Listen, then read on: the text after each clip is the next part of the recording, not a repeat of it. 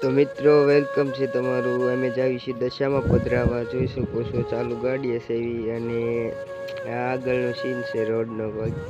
અને રંગોળીએ જાવી છીએ અમે દશામાં પધરાવા. જો રંગોળીએ પગી ગયા છે એવી. આ છે મારા બેન, એમને દશામાં વ્રત રાખ્યા હતા અમારા ઘેરે, અને આ બધા દશામાં પધરાવા જાય છે. જો દશામાં વાળા હોત છે ના આગળ.